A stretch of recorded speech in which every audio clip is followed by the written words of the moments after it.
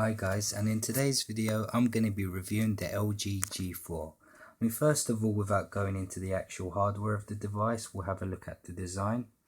The screen is slightly curved. I don't know if you could see it. What this is useful for is because the actual phone, the whole phone has got a curved design as well as the screen. It is actually easier to grip. So I've definitely noticed that when comparing to handling other phones of a similar size, such as the Galaxy Note 4. So it's really nice to have the curved, design around it. So it's much easier to grip. The version I've got here is with the ceramic back. I quite like this version. I do like, the ceramic back feel of the actual device. You can get other versions, which include the leather versions, which you can get in different colors. You can get different back plates for it, like, custom ones or the original ones. So I think it's quite nicely designed. I do like the fact that the bezels around it are thin. The actual screen size is 5.5 inches, which is a Quad HD display. In terms of like the display size, it's actually the same as the iPhone 6 Plus, even though it's a much bigger device. It is, nicer to handle, I feel. And it's smaller as well, even though the screen estate is the same, and the fact that it's curved is much nicer to hold, because the frame around the iPhone 6 Plus is quite thick, so it makes the phone look larger when in fact the screen size is the same. In terms of like, you've got your buttons at the back, which LG is part of, like, the unique design of LG. You've got volume up, volume down, you've got your power button here. I think it's quite nice because when I'm using my phone, my finger kind of rests there and it's easy for me to press, especially when I'm listening to music in my pocket. It's really, really nice. In terms of like the sensors and the camera at the back, you've got your camera here, which is a f1.8 aperture at 16 megapixels. You've got your laser autofocus here, and it's really nice because it focuses the picture or the video instantly, so the focus is very, very good. You've got your LED flash, and underneath you've got a color spectrum sensor, and the benefit of having that is it analyzes all the colors and provides the most natural experience possible. So if we have a look at some of the ports, you've got your headphone jack here, you've got your charging port there, you've got like a microphone here, and there should be another microphone at the back, at the bottom here as well. So in terms of like the front facing camera as well, you've got 8 megapixel, which is very, very high considering most high-end Android devices and even iPhone devices are only got like a 5 megapixel front facing camera. So it does take really good photos thanks to the f1.8 aperture lens as well. And one of my favorite features about this phone is actually the knock on you've got here. So when you double tap, you could see what you've got here. So all your notifications, you could swipe between them, and tap again puts the screen to sleep. So if I double tap again, same again. You also got like gestures, so if I drag my finger along here gently, you've got the time, my battery, my Wi-Fi status, and the sound profile is on, which is really, really nice. So let's have a look at the lock screen.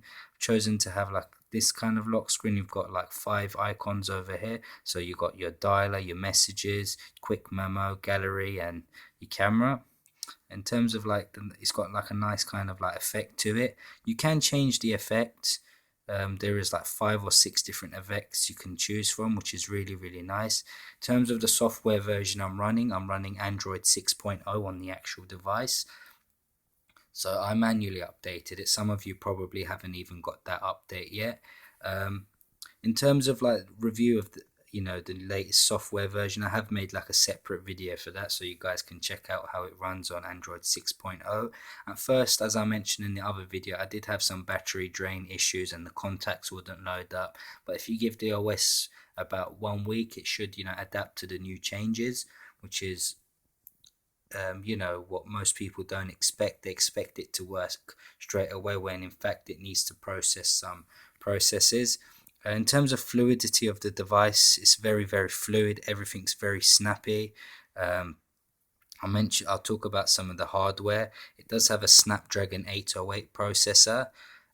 It's got two dual core. It's got a dual core which is responsible for the heavy intensive applications. It's got 4 other cores for the less intensive applications, such as opening in between apps. So it's a 6-core processor.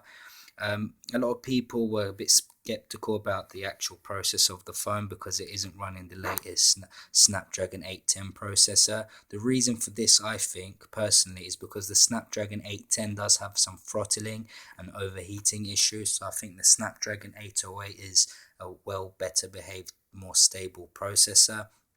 And even in benchmarks, the Snapdragon 808 does perform better after a certain time. When thermal throttling kicks in the Snapdragon 810, it doesn't seem to perform so well. So even in terms of app performance, like opening apps, very, very fluid, very quick. So it's overall a very fluid experience, because this time LG has worked closely with Qualcomm to ensure that all the apps are, not all the apps, but the software is optimized to use with the processor. So it's very, very good. It's got 3 GB of storage, which is quite standard. Most other phones that are 2015 flagships have got the same. It's got a 16 megapixel camera with a f1.8 aperture and an 8 megapixel front facing camera. So it's very, very good specs. The S6 has got f1.9 aperture, and for the LG G4 to have a f1.8 aperture, along with a laser spectrum sensor and a color light analyzer, which analyzes the color. So that's a separate sensor that's below the LED flash. It really does help to produce better photos. I'll talk about some of my favorite features. I won't make this video too long. I do like the dual window feature, which allows you to do 2 things at once. For example, I can go into Google, and then if I go on to, for example, play music, it allows me to do 2 things at once, and between them I could switch the application, enlarge the application, then switch in between them, and then if I want to go back, I could add more different apps. So it's a very useful feature. I use it for when I get a message on my actual device and I want to watch a video at the same time. It's a very, very useful feature, which I find to be quite good. Another feature I like about this phone is the fact that you can actually hide the navigation buttons on your device. So if we go into display, home touch buttons, oh yeah, one more thing, the button combination. So you can change what's actually on there. So you can have Capture Plus, Q Slide apps, or dual window, which I mentioned. So this is to bring your notifications down. So it's very useful because this is a large phone. They have thought about UI elements like that. Another thing I forgot to mention is Q Slide. You can, for example, let me open Calendar, for example. I could move the app around. I could enlarge it. I could change the transparency of the actual window. So it's quite nice. So if you're watching something else but you want to keep it on the screen, you could change the transparency, and when you're done, you exit out of it. So that's really nice. Another feature I like about it is hide the home touch buttons. So we go onto it, we can set the different applications we want to hide the buttons for. For example, let's go onto a game. Go into my games. Go into Subway Surfers. Some apps are already immersive, but for the ones that are not, it enlarges the screen, and to get the navigation keys back, you simply swipe up, which is really, really good. Overall, I'm very impressed with this phone. I did forget to mention the fact that you can have a micro SD card slot in this phone as well, and it provides expansion theoretically up to 2000 gigabytes, so 2 terabytes, even though the largest size you can get right now is a 128 gigabyte card. It has got a removable back as well, a 3000 milliamp battery. The screen on time I get on this phone at most is 3 hours and 20 minutes. It will vary depending on your usage and what processes and applications you got running in the background. But overall, I would say I'm very, very impressed with this device.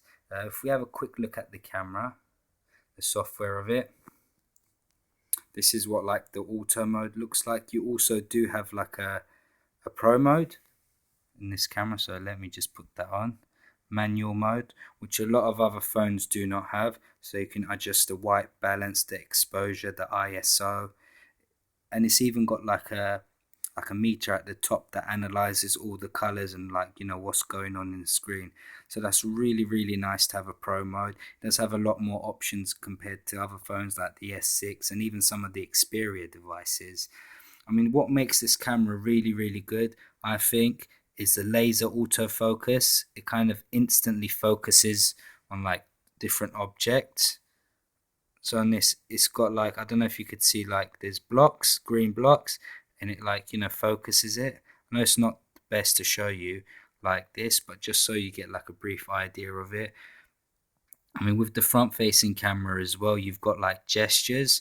You can have like a knuckle gesture and it takes a few photos, or, you know, you could actually have like speaking option. So when you speak and you say cheese, the phone would actually take a selfie. In terms of like the results it actually produces from the camera, I'll make a separate video highlighting some of like the camera and the features from the camera. Overall, I've been very impressed with this device.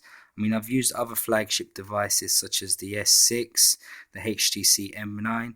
Especially compared to the HTC M9, I would say performance has been much better in terms of gaming,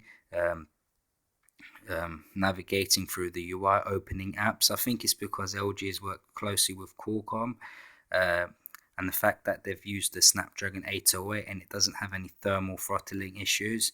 I think with the S6, because it completely wipes like some of its processes, it needs to launch it every time you open an app. But with this, it's got better app management, so your apps open a lot quicker. It gives the illusion of a quicker device.